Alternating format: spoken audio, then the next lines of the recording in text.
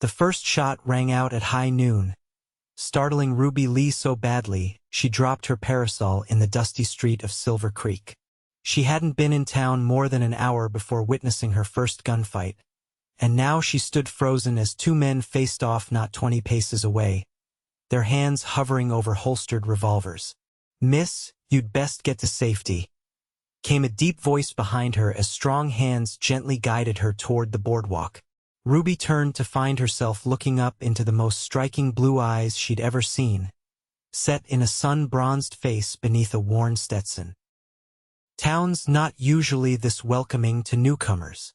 It was April 1878, and Ruby had arrived on the noon stagecoach, her entire life packed into two modest trunks. At 22, she'd left behind everything familiar in Boston to accept a teaching position in this frontier town, desperate for a fresh start after her fiancé had jilted her for her wealthier cousin. "Thank you, mister," Ruby managed, still shaken as another shot cracked the air. "Logan Gentry, madam. Town marshal." He tipped his hat, revealing a flash of sandy brown hair. "And you would be?" "Ruby Lee. I'm the new schoolteacher." The marshal's expression softened. "We've been expecting you, Miss Lee, though I'd hoped to make a better first impression than this."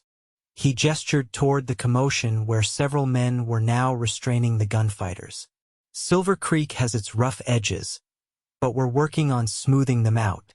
Ruby nodded, trying to appear braver than she felt. Her parents had thought her mad to accept a position in Wyoming Territory, but after Edward had broken their engagement, the prospect of facing Boston society had been unbearable. Teaching children on the frontier seemed a perfect escape.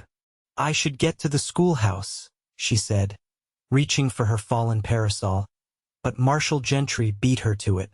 "School board's not expecting you until tomorrow," he said, handing back the delicate accessory. "Mrs. Holloway has a room ready for you at the boarding house. Allow me to escort you there after I deal with these troublemakers." Ruby watched as he strode confidently toward the subdued brawlers. At over 6 feet tall with broad shoulders and a purposeful gait, Logan Gentry cut an imposing figure. Despite his youth, she guessed him to be no more than 27 or 28. The men in town clearly respected his authority. Within minutes, he had the situation resolved, sending one man to the doctor and the other to cool off in jail. When he returned to Ruby's side, he lifted her larger trunk with ease. "Welcome to Silver Creek, Miss Lee," he said with a smile that transformed his serious face. "I promise it grows on you." Ruby couldn't help but return his smile, despite her lingering trepidation. "I certainly hope so, Marshal Gentry." The boarding house was a neat 2-story building with white trim and blue gingham curtains in the windows. Mrs. Holloway, a plump widow with kind eyes, welcomed Ruby warmly and showed her to a small but comfortable room on the second floor. "Marshal Gentry, will you stay for tea?" Mrs. Holloway asked. "Thank you, madam, but duty calls." He set Ruby's trunk down and tipped his hat again. "Miss Lee, the town's hosting a social on Saturday night at the meeting hall. Might be a good way to meet folks before school starts." 7 o'clock. Ruby hesitated, thinking of the many social functions she'd attended in Boston. "I'll consider it." Once alone in her room, Ruby unpacked her meager belongings, arranging her books on the small shelf and hanging her dresses in the wardrobe. She'd brought only practical garments, sensible skirts, and shirtwaists suitable for teaching, though she'd impulsively packed her one fine gown, a deep emerald silk that her mother had insisted she take just in case. That evening, Ruby dined with Mrs. Holloway and 2 other boarders, an elderly accountant named Mr. Finch and Miss Abernathy, the milliner whose shop occupied the building next door. They welcomed her kindly, offering advice about life in Silver Creek and inquiring politely about her journey. "Marshal Gentry seems quite young for his position," Ruby observed as Mrs. Holloway served apple pie. Miss Abernathy nodded. "He came here 3 years ago, just after the war with the Sioux. Town was lawless then." He cleaned it up quick enough that folks elected him proper when the previous marshal retired. Very dedicated young man, Mr. Finch added. Turned down opportunities in bigger towns to stay here. And unmarried, Mrs. Holloway said with a meaningful glance at Ruby. Though half the girls in the county have set their caps for him.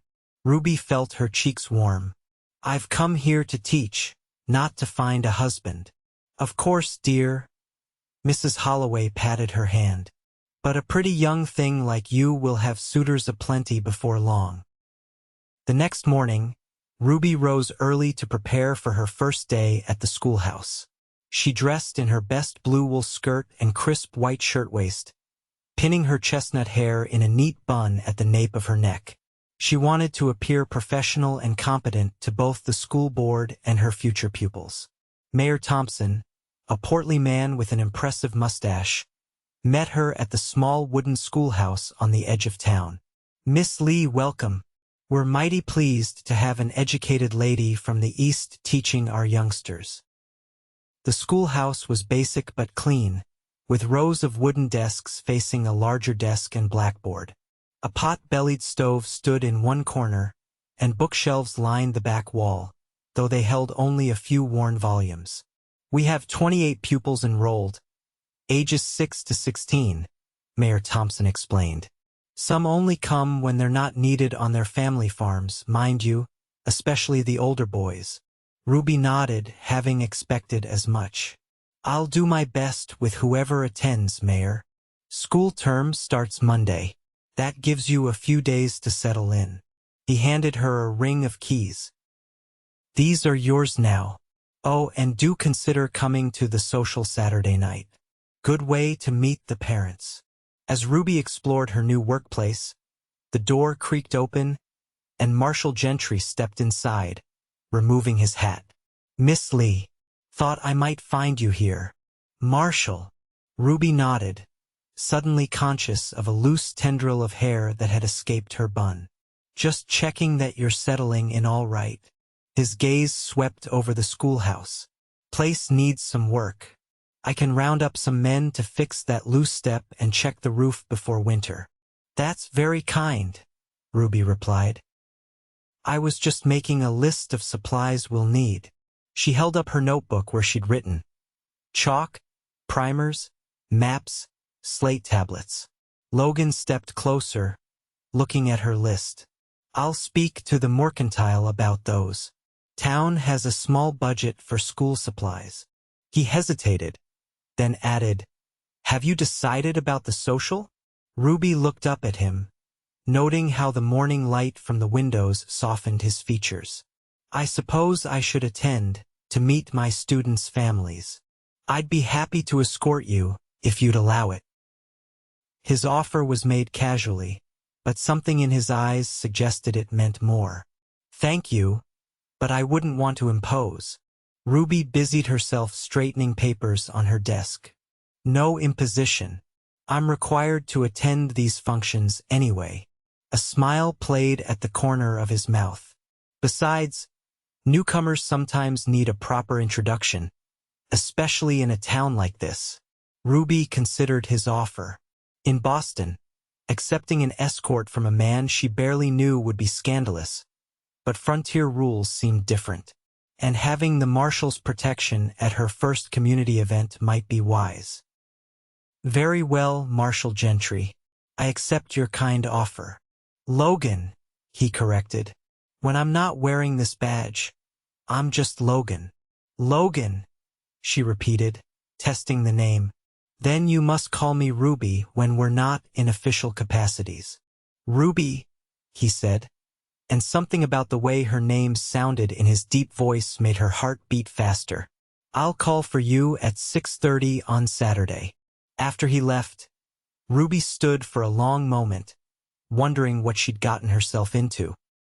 She'd come west to escape heartbreak and establish herself as an independent woman, not to be distracted by a handsome marshal with kind eyes. The next few days passed in a flurry of preparation. Ruby organized her curriculum, cleaned the schoolhouse, and became acquainted with Silver Creek. It was a growing town with a main street that boasted a general store, bank, hotel, and several saloons. Beyond the commercial buildings sprawled modest homes, and in the distance, cattle ranches and farms dotted the landscape against a backdrop of rolling hills and distant mountains. When Saturday evening arrived, Ruby found herself staring at her reflection in the small mirror above her dresser. She debated wearing her emerald silk gown, wondering if it might be too formal, but Mrs. Holloway had assured her that folks dressed in their Sunday best for these socials. The gown had been made for her in happier times, when she'd expected to enter Boston society as Edward's wife. Its bodice hugged her slender figure before flaring into a modest bustle, and the rich color complemented her hazel eyes and dark hair. She'd left her hair partially down, securing the top portion with a silver comb while letting the rest fall in soft waves past her shoulders. At precisely 6:30, Mrs. Holloway called up the stairs. "Miss Lee, the marshal is here." Ruby took a deep breath, gathered her shawl, and descended the staircase.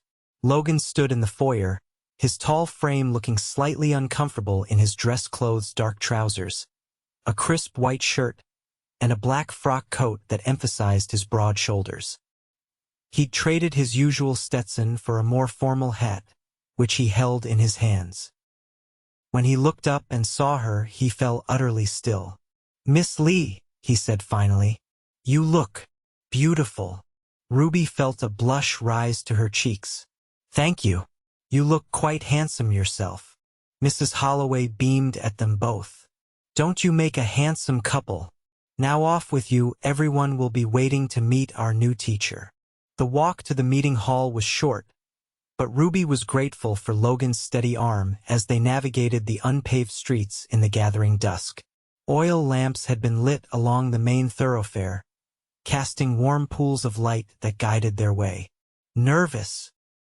Logan asked as they approached the hall, where fiddle music and laughter spilled from the open doors. "A little," Ruby admitted. "In Boston, I knew the rules of society. Here, everything is new. Just be yourself," he advised. "These are good people, once you get to know them." The meeting hall had been transformed for the occasion. Lanterns hung from the rafters, casting a golden glow over the wooden floor cleared for dancing. Tables laden with food lined one wall, and a small group of musicians played lively tunes on a raised platform at the far end. The room was already filled with townsfolk in their finest attire. "Come on," Logan said, keeping her hand tucked in the crook of his arm. "Time to make those introductions." What followed was a whirlwind of names and faces as Logan presented Ruby to what seemed like every resident of Silver Creek. She met ranchers and their wives, shopkeepers, the town doctor, and many of her future pupils, who regarded her with a mix of curiosity and shyness. "This here's Joseph Miller, our most prosperous rancher." Logan introduced a weathered man with silver at his temples. "And his wife, Margaret." "Pleased to meet our new schoolmarm," Mr. Miller said, shaking Ruby's hand firmly. "Our youngest two will be in your classroom. Fine readers already, thanks to their mother. We're delighted to have someone with proper training," Mrs. Miller added warmly. The last teacher was just a girl herself, barely knew more than the students. As they continued around the room, Ruby noticed the speculative glances cast their way, particularly from young women who seemed to be assessing her relationship with the marshal. "I believe I'm causing a stir," she murmured to Logan. He chuckled softly. "Told you newcomers get noticed, especially pretty ones on the arm of confirmed bachelors." Before Ruby could respond to this surprising admission, the music changed to a waltz, and several couples moved to the center of the room. "Would you do me the honor?" Logan asked, gesturing toward the dance floor. Ruby hesitated, a knot forming in her stomach. In Boston, she'd been expected to dance at every social function, but she'd always been dreadful at it, stepping on partners' toes and missing beats. Edward had once laughed at her clumsiness in front of his friends, an embarrassment she'd never forgotten. "I don't know how to dance," she whispered, her voice barely audible over the music. Instead of the mockery she half expected, Logan's expression softened. He took her hand gently in his and led her toward the edge of the dance floor. "Then let me teach you," he said quietly, his blue eyes holding hers. Before she could protest, he had placed one large hand at her waist and taken her right hand in his left. "Just follow my lead. One step back, two to the side, one forward." Ruby looked down at their feet, trying to anticipate his movements, but Logan tipped her chin up with his finger. "Look at me, not at your feet. Trust me to guide you." Something in his steady gaze gave her courage. She nodded and tried to relax as he began to move, gently guiding her through the steps of the waltz. At first, she was stiff and uncertain, but gradually, as Logan continued to lead with confidence, she found herself following more naturally. "There you go," he encouraged as they completed their first full turn without a misstep. "You're a natural." "Hardly," Ruby laughed softly, "but you're a patient teacher, just like you'll be with your students." His hand at her waist was warm and steady, keeping her at a proper distance while still close enough that she could detect the faint scent of soap and leather that clung to him. As they continued to dance, Ruby became aware of the room around them fading into the background. The music seemed to flow through her, and Logan's subtle guidance made her feel graceful for the first time in her life. When the song ended, she was almost disappointed. "Thank you," she said as he escorted her from the floor. "That wasn't nearly as terrifying as I expected." Logan's smile reached his eyes, crinkling the corners. "See? Nothing to fear. Would you like some punch?" The evening continued pleasantly as Ruby danced with several other partners, though none made her feel as secure as Logan had. Between dances, she conversed with the townspeople, gradually forming impressions of the community she joined. It was nearly midnight when Logan finally escorted her back to the boarding house. The night had turned cool, and Ruby was grateful for both her shawl and Logan's warm presence beside her. "Did you enjoy yourself?" he asked as they walked slowly through the quiet streets. "Very much," Ruby admitted. "Everyone was so welcoming, and I didn't step on your toes once during that waltz." "I noticed," Logan chuckled. "You're a quick study, Miss Lee." They reached the boarding house steps, and Ruby turned to face him. "Thank you for the escort and the dancing lesson. I feel much better prepared to meet my students on Monday." Logan nodded, his expression serious in the moonlight. "The children will adore you, and if you need anything at all for the school or yourself, you just let me know." "I will." Ruby hesitated, then added, "Good night, Logan." "Good night, Ruby." He waited until she was safely inside before tipping his hat and turning back toward town. Ruby climbed the stairs to her room, her mind replaying the waltz they'd shared. For the first time since arriving in Silver Creek, she felt like she might truly belong here. Monday morning dawned clear and cool as Ruby made her final preparations for her first day of teaching. She'd arrived at the schoolhouse an hour early to write the day's lessons on the blackboard and arrange the few books available for her students. She'd just finished lighting the stove to ward off the morning chill when the first students began to arrive. They came in twos and threes, farm children with scrubbed faces and carefully mended clothes, town children in slightly finer attire, all regarding her with curiosity. Ruby greeted each one warmly, learning names and assigning seats based on age. By 8 o'clock, 23 pupils had assembled, ranging from 6-year-old Ellie Mason with her missing front teeth to 16-year-old Thomas Wilson, who slouched in the back row with an air of reluctance. "Good morning, children," Ruby began, smoothing her skirt nervously. "I am Miss Lee, your new teacher. I've come all the way from Boston to help you learn, and I'm very excited to begin our studies together." The younger children stared at her with wide eyes, while the older ones exchanged skeptical glances. Ruby took a deep breath and pressed on, outlining her expectations and the subjects they would study. By mid-morning, she had divided them into groups based on their abilities and set them to work on appropriate tasks. The day passed in a blur of reading lessons, arithmetic problems, and getting to know her pupils. Some, like 10-year-old Sarah Miller, were eager learners who beamed at every word of praise. Others, particularly the older boys, seemed determined to test her authority with whispers and small disruptions. When Thomas Wilson deliberately knocked over an inkwell, splattering ink across the floor, Ruby kept her composure. "Mr. Wilson, please stay after school to clean up this mess," she said firmly. "And tomorrow, I expect a composition from you on the importance of respecting school property." The boy scowled but nodded, and Ruby sensed she'd passed some sort of test with the watching students. By the time she dismissed the children at 3 o'clock, Ruby was exhausted but satisfied. She'd survived her first day, established some semblance of order, and even identified several promising students. She supervised Thomas as he mopped up the ink, then gathered her materials for the walk back to town. As she locked the schoolhouse door, she was surprised to see Logan approaching on horseback. He dismounted with easy grace and tied his horse to the hitching post. "Afternoon, Miss Lee. Thought I'd check how your first day went." Ruby smiled, genuinely pleased to see him. "It went well, I think. The children are bright, though some need more encouragement than others. Any troublemakers I should know about?" His tone was light, but his eyes were serious. "Nothing I can't handle," Ruby assured him. "Part of teaching is learning how to manage different personalities."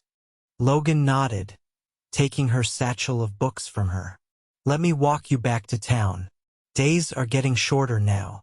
As they walked, Ruby shared stories from her first day, and Logan listened attentively, occasionally offering insights about particular families or children. His knowledge of the community impressed her. He seemed to understand not just its laws but its heart. "You care deeply about this town," she observed as they neared the boarding house. Logan looked thoughtful.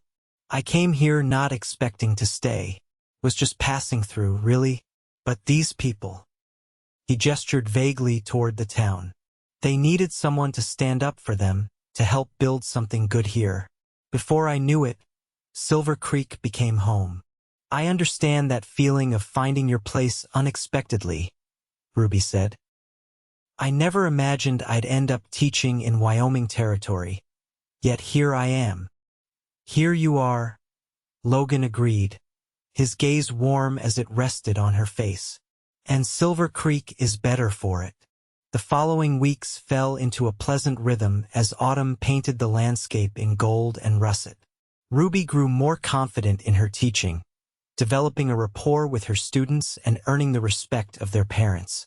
Logan made it a habit to check on the schoolhouse several times a week, often bringing supplies she'd requested or offering to fix something in need of repair. On crisp Saturday afternoons, when her schoolwork was complete, Ruby sometimes accompanied Logan on rides into the surrounding countryside. He taught her about the local geography and wildlife, pointing out landmarks and sharing stories of the area's history. During these outings, Ruby discovered a different side of the marshal, more relaxed and open, with a dry wit that frequently made her laugh. "How did you learn to ride so well?" Logan asked one golden afternoon as they rested their horses near a small creek. "Most Eastern ladies I've met can barely stay on a side saddle." Ruby smiled, patting her mare's neck. "My grandfather had a country estate outside Boston. He taught me to ride properly astride, not side saddle, much to my mother's horror. It was our secret rebellion." "A rebel schoolmarm," Logan teased. "The town council would be shocked." "I contain multitudes, Marshal Gentry," Ruby replied with mock seriousness. "That you do, Miss Lee." His expression grew thoughtful. "You never speak of why you left Boston. Was it just for the teaching position?" Ruby hesitated, then decided honesty was best. Partly. I wanted to teach, yes, but I also needed distance. I was engaged to be married, but my fiancé broke it off rather publicly to marry my cousin instead. She had a larger dowry. Logan's jaw tightened. Sounds like you're better off without him. I am, Ruby agreed, though at the time it felt like the end of the world. Coming west was my way of starting fresh, proving I could make my own way. And are you? Making your own way? Ruby considered this. I believe I am. I love teaching, and Silver Creek is beginning to feel like home. The people here judge me by my actions, not by gossip or family connections. That's the beauty of places like this, Logan said. A person can reinvent themselves, become who they truly want to be. As autumn deepened into winter, Silver Creek prepared for its annual Harvest Festival, the last major community event before the harsh weather set in. The celebration would include a dinner, dancing, and various competitions designed to showcase local talents. You should enter the pie contest, Mrs. Holloway told Ruby as they worked together in the boarding house kitchen one evening. Your apple pie is divine. Ruby laughed. Against the farm wives who've been baking for decades? I'd be laughed out of town. Nonsense. It would show you're part of the community now. Mrs. Holloway kneaded bread dough with practiced hands. Speaking of which, I've noticed Marshal Gentry calling on you quite regularly. Ruby concentrated on peeling potatoes, hoping her blush wasn't noticeable. He's been very kind in helping me adjust to life here. Mrs. Holloway's knowing tone made it clear she suspected more. He never showed such interest in helping the last teacher adjust, and she was here for 2 years. Before Ruby could formulate a response, there was a knock at the kitchen door. Mrs. Holloway wiped her hands on her apron and opened it to reveal Logan, snow dusting his hat and shoulders. Evening, ladies, he greeted them, removing his hat. Sorry to interrupt. Not at all, Mrs. Holloway beamed. We were just discussing the Harvest Festival. Ruby's thinking of entering the pie contest. I said no such thing, Ruby protested. Logan's eyes twinkled. I'd vote for your pie, having sampled your apple tart last week. See, Mrs. Holloway nudged Ruby. Even the law is on your side. Ruby shook her head, amused by their teasing. Did you need something, Marshal? Or did you just come to torment me about baking? Actually, I came to ask if you'd help with the festival planning committee. We're short a member since Mrs. Peterson is visiting her sister in Denver. Of course, Ruby agreed. What would I need to do?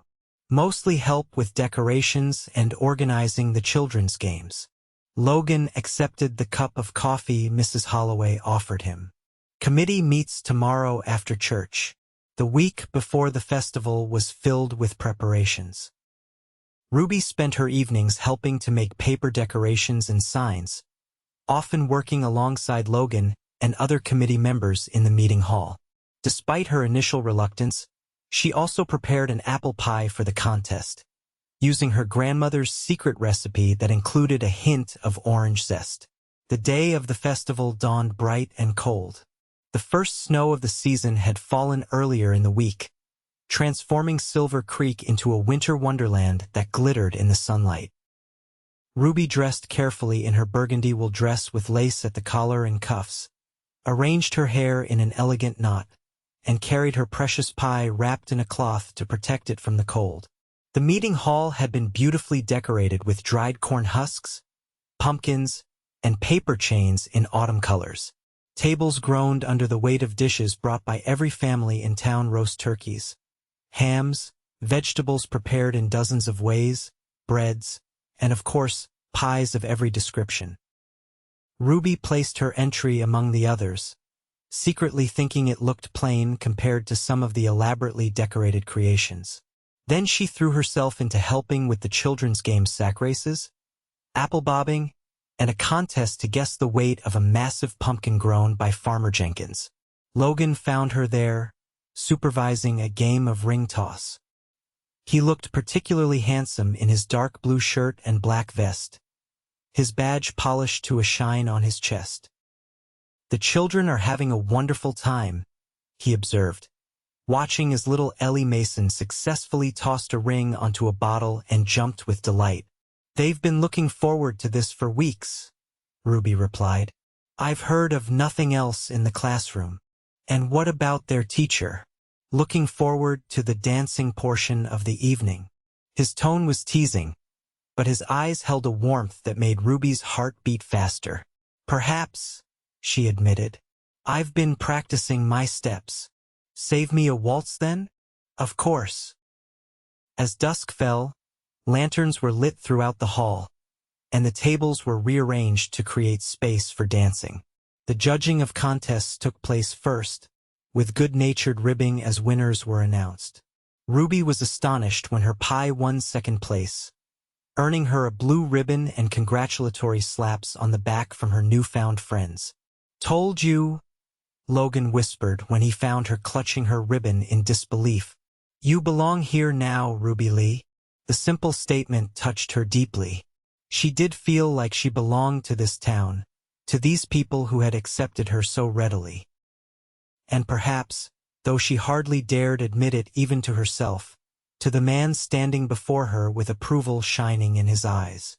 When the dancing began, Ruby found herself in constant demand as a partner.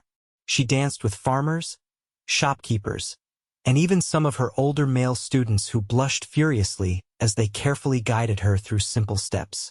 She was enjoying herself immensely, but her eyes kept finding Logan across the room as he fulfilled his own social obligations.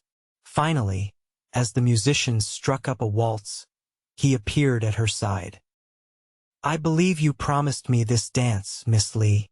Ruby placed her hand in his, feeling the same thrill she'd experienced at their first social months ago. "Indeed I did, Marshal Gentry." This time, as they moved onto the floor, Ruby followed his lead with confidence.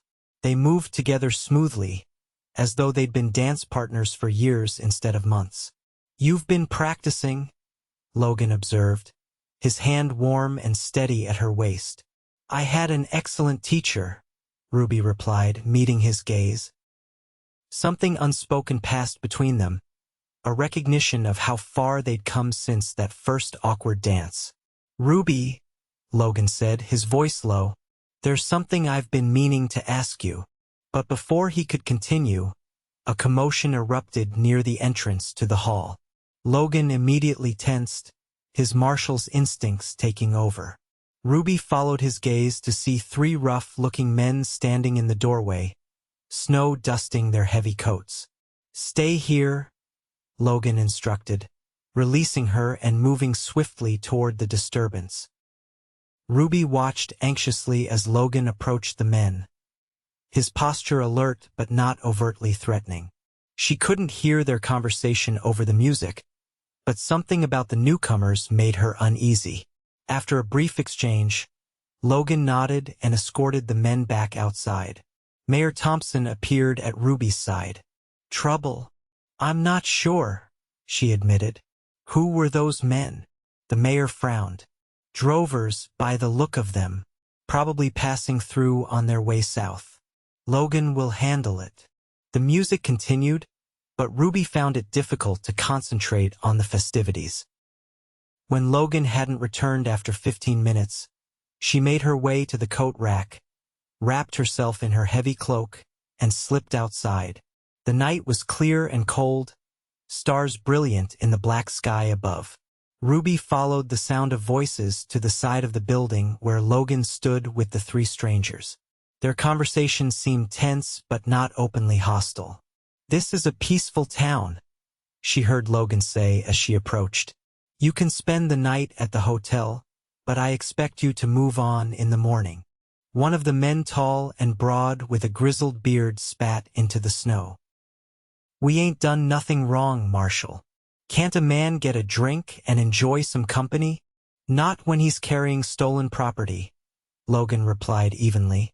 nodding toward the saddlebags visible on horses tied nearby. "Those cattle brands don't match your trail papers."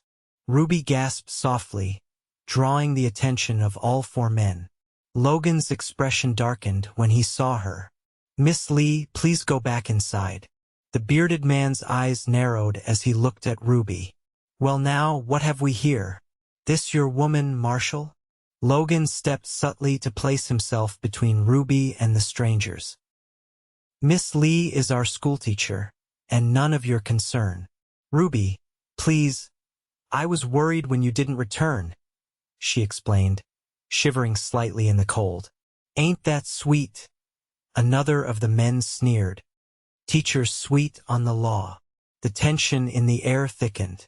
Ruby could see Logan's hand hovering near his holster, and the strangers shifting their weight in a way that suggested they too were armed and ready. "Gentlemen," Ruby said suddenly, drawing on every ounce of her schoolteacher authority, "the festival inside has plenty of food for all. Why not enjoy the town's hospitality properly? I'm sure any misunderstandings can be resolved peacefully." The bearded man looked surprised, then let out a rough laugh. "Ladies got spirit, Marshal. Might be she's right. We could use some hot food before you run us out of town." Logan studied the men carefully, then nodded. "Food only, then straight to the hotel. I'll be watching." As the men brushed past them toward the hall entrance, Logan turned to Ruby with a mixture of admiration and exasperation. "That was either very brave or very foolish. Perhaps a bit of both," Ruby admitted. "But violence never solves anything. Sometimes it's unavoidable." Logan's expression was grim. "Those men are cattle rustlers, Ruby. I recognized their descriptions from a wanted poster that came through last week." Ruby's eyes widened. "Should you arrest them?" "Not without backup. They're dangerous men." He placed a gentle hand on her arm. "Promise me you'll stay away from them." "Of course," she assured him.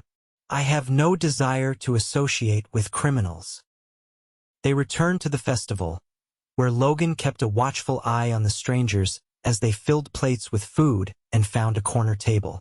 The joyful atmosphere had dimmed somewhat with their arrival, though the music and dancing continued. Ruby tried to enjoy the remainder of the evening, but her encounter with the rustlers had left her unsettled. When the festival finally ended shortly before midnight, Logan insisted on escorting her personally to the boarding house, despite his obvious desire to keep watch on the strangers. "I'll be fine," Ruby protested. "The boarding house is only 2 blocks away, and the streets are full of people heading home." "I'm not taking chances," Logan said firmly. "Not with those men in town." They walked in silence, their breath forming clouds in the cold night air. At the boarding house steps, Logan paused. "Ruby, about what I was going to ask you earlier, Marshal Gentry." A young boy came running down the street toward them, his face flushed with exertion. "Sir, those men, they're causing trouble at the saloon." Logan's expression hardened. "Get inside, Ruby. Lock the door." Before she could respond, he was striding away, following the boy back toward the center of town. Ruby hesitated only briefly before following at a distance, her heart pounding. She knew she should obey Logan's instructions, but concern for his safety overrode her better judgment. The main street was eerily quiet compared to the bustle of festival goers just minutes earlier. Most families had headed directly home, but light and noise spilled from the Double Eagle Saloon. As Ruby approached cautiously, she heard the crash of breaking glass followed by angry shouts. She paused in the shadows across the street, watching as Logan entered the saloon. Through the windows, she could see figures moving inside the silhouettes of men standing in confrontation.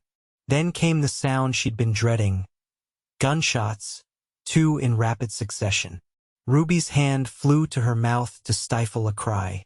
Without thinking, she hurried toward the saloon, terrified of what she might find inside.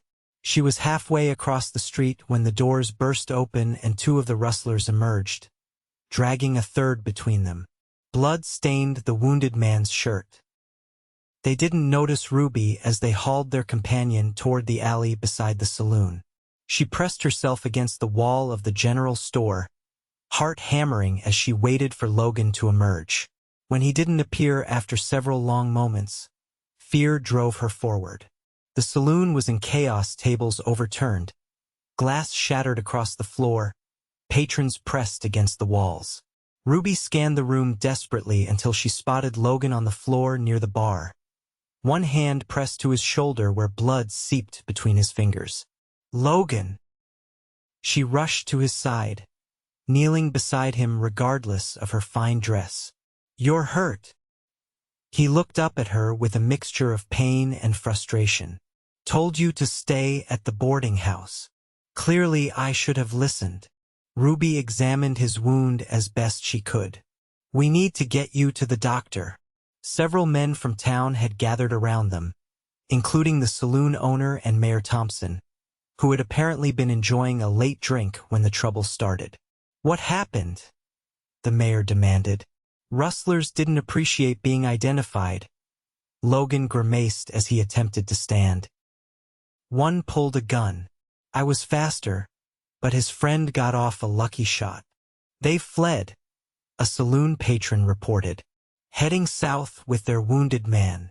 "We need to form a posse," someone suggested.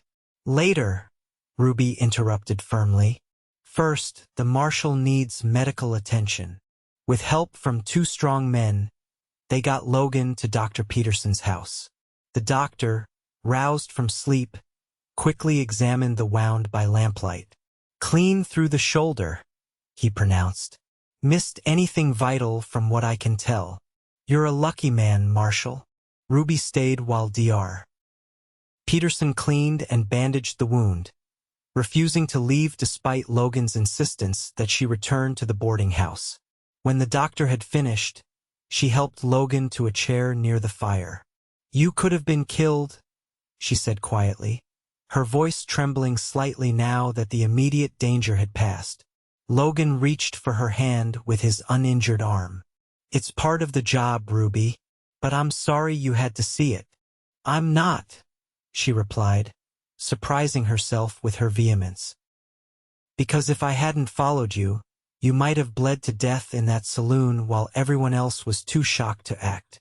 A ghost of a smile touched his lips. "My hero." "Don't tease," Ruby admonished, though relief was beginning to replace her fear. "What were you going to ask me?" Before we were interrupted. Logan hesitated, then shook his head slightly. "It can wait. This isn't the right time." "Logan Gentry, you've just been shot. If that doesn't put things in perspective, I don't know what will." Ruby fixed him with a determined look. "Ask me your question." He studied her face for a long moment, then seemed to come to a decision.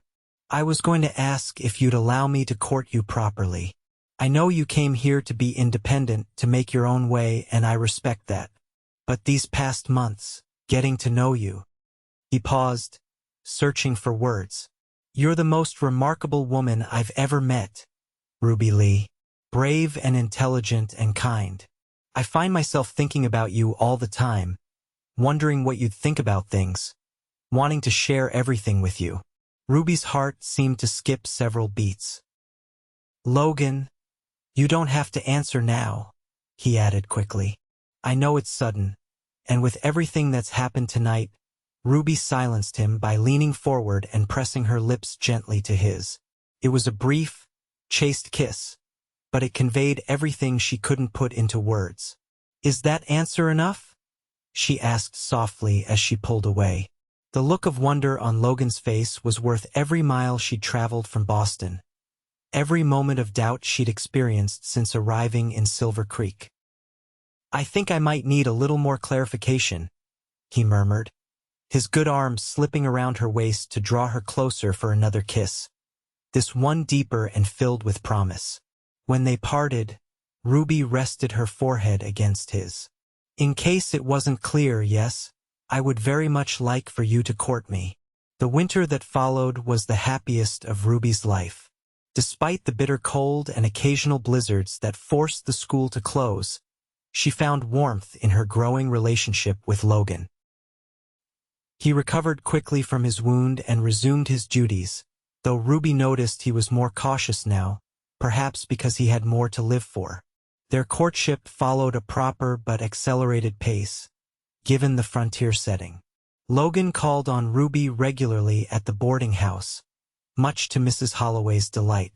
They attended church together on Sundays, took sleigh rides when weather permitted, and spent quiet evenings by the fire discussing books, dreams, and plans for the future. The town watched their romance blossom with approval.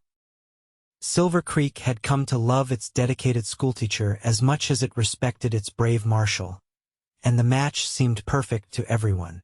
In late February, as the first hints of spring began to soften the winter landscape, Logan took Ruby on a ride to his property just outside town, land he'd purchased the previous year but rarely mentioned.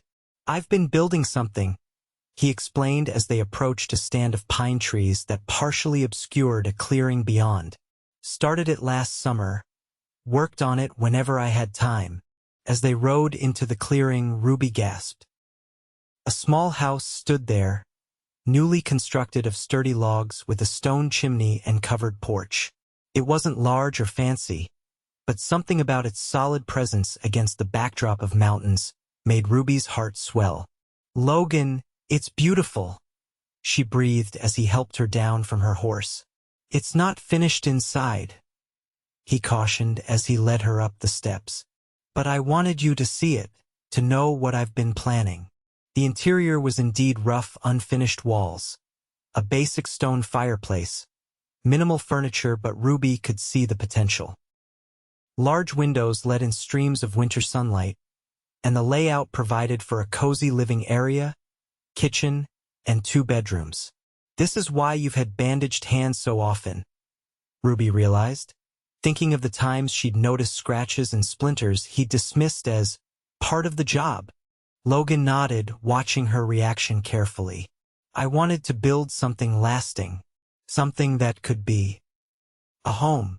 Ruby turned slowly in the center of the main room, taking it all in. "It's wonderful, truly, but why show me now, when it's not finished?" Logan took a deep breath, then reached into his pocket and withdrew a small object. Ruby's heart began to race as he stepped closer and took her hand in his. "Because I'm hoping you'll help me finish it," he said quietly. "As my wife." He opened his palm to reveal a simple gold ring with a small pearl set in its center. "It was my mother's," he explained. "Not fancy like what you might have had in Boston, but it's perfect," Ruby interrupted, tears welling in her eyes. "Just perfect." Logan dropped to one knee, still holding her hand. "Ruby Lee, I love you more than I ever thought possible. Will you marry me and make this house a home?" Ruby didn't hesitate. "Yes," she said, her voice clear and certain. "Yes, I will marry you, Logan Gentry." As he slipped the ring onto her finger, then rose to gather her into his arms for a kiss that sealed their promise, Ruby knew she had found everything she'd never known she was looking for when she left Boston. Here, in this unfinished house with this extraordinary man, was the beginning of a life richer than any she could have imagined. Their wedding took place in May 1879, when wildflowers carpeted the plains and the cottonwood trees along the creek were fresh with new leaves. The entire town turned out for the celebration, held in the white-clapboard church on Silver Creek's Main Street. Ruby wore a gown of ivory satin that Mrs. Holloway and the town's women had helped her sew, with lace from her mother's wedding dress incorporated into the bodice. Logan waited for her at the altar, looking both nervous and proud in his new suit. When Ruby appeared at the church doors on Mayor Thompson's arm, her father being too ill to travel from Boston, Logan's face transformed with such obvious love that several ladies in the congregation dabbed at their eyes with handkerchiefs. "Dearly beloved," the minister began, his voice carrying through the packed church.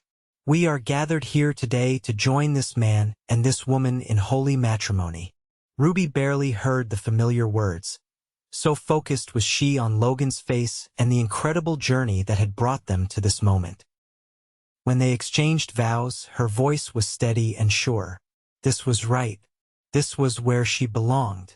After the ceremony, the celebration moved to the meeting hall, transformed once again for the occasion with ribbons, flowers, and tables laden with food prepared by every household in town. The school children presented their teacher and the marshal with a handmade quilt, each square containing a design stitched by a different student. "For your new home," explained 10-year-old Sarah Miller shyly. "So you'll always remember us." "As if we could ever forget," Ruby replied, hugging the girl while fighting back tears. The dancing continued well into the evening, but this time Ruby had only one partner. She and Logan moved together as naturally as breathing, no longer needing words to communicate as they waltzed across the floor. "Happy, Mrs. Gentry?" Logan murmured as they swayed to the music. "Completely," Ruby replied, savoring the sound of her new name. "Though I must warn you, I intend to continue teaching, at least until we start a family." Logan's arms tightened around her. "I wouldn't have it any other way. Silver Creek needs its schoolteacher. And its marshal," Ruby added, resting her head against his shoulder. "Though perhaps you could consider training a deputy? I'd prefer my husband without additional bullet holes." Logan chuckled, the sound vibrating through his chest against her cheek. "Already working on it. Young Henry Davis has potential." As the celebration wound down, the couple slipped away to their newly finished home. Logan insisted on carrying Ruby across the threshold despite her laughing protests that she was perfectly capable of walking. Inside, the house had been transformed from the rough shell Ruby had first seen. Polished wooden floors gleamed in the lamplight, curtains hung at the windows, and furniture some new, some gifted by townspeople, created a comfortable, welcoming atmosphere. A fire had been lit in the fireplace, taking the chill from the spring evening. "Welcome home, Ruby," Logan said softly as he set her on her feet in the center of their living room.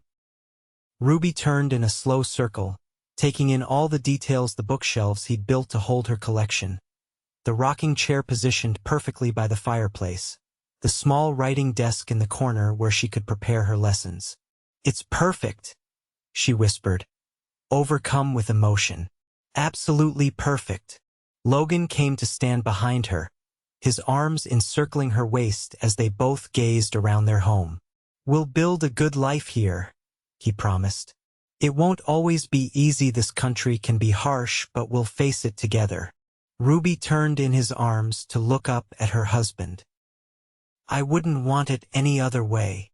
Later, as moonlight filtered through the curtains of their bedroom, Ruby rested her head on Logan's chest, listening to the steady beat of his heart. Their lovemaking had been tender and passionate, a beautiful beginning to their life together. "Do you remember?" she asked softly. "That first night we danced, when I told you I didn't know how?" Logan's fingers traced lazy patterns on her bare shoulder. "Of course. You looked so terrified, yet determined not to run away." "I was terrified," Ruby admitted.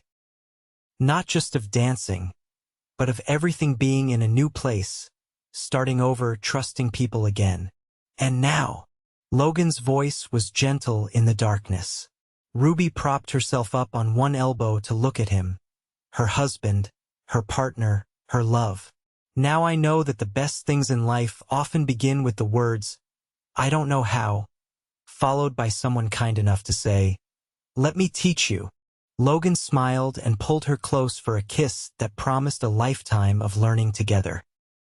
Over the next 5 years, Ruby and Logan built the life they'd envisioned, not without challenges but with unwavering commitment to each other and their community.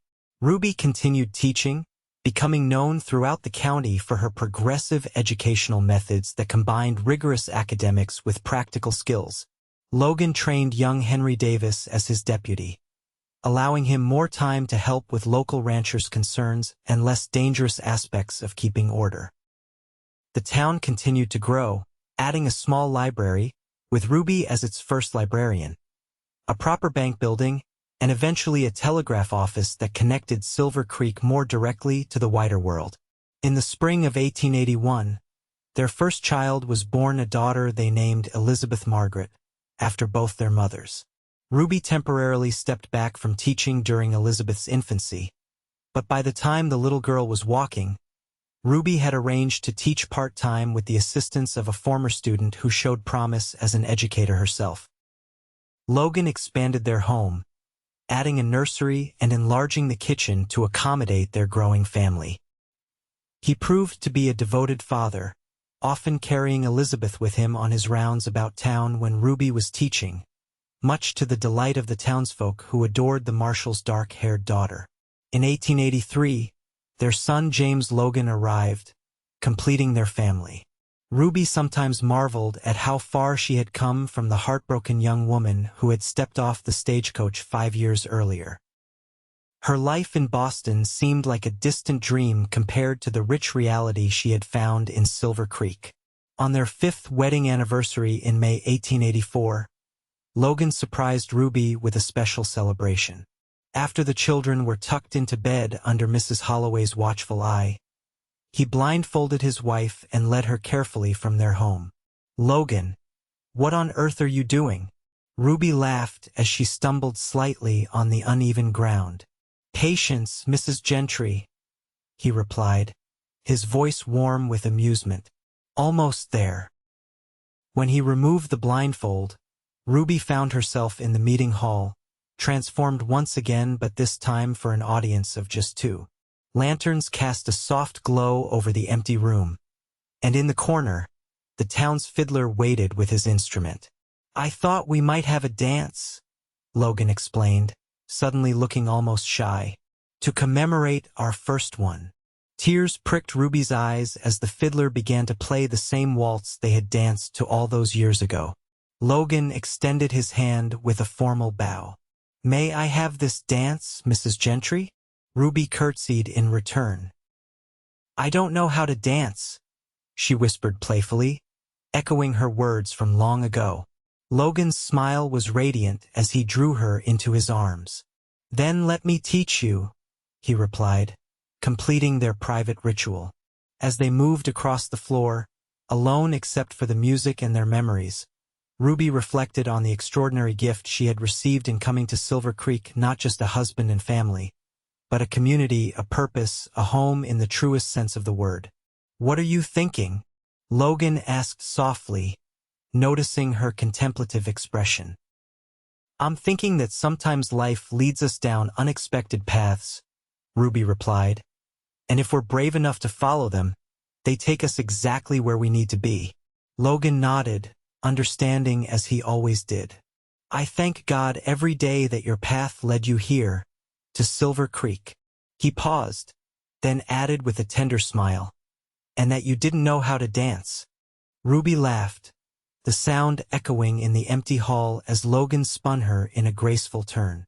"And I thank God for a patient teacher who showed me not just how to dance, but how to love again."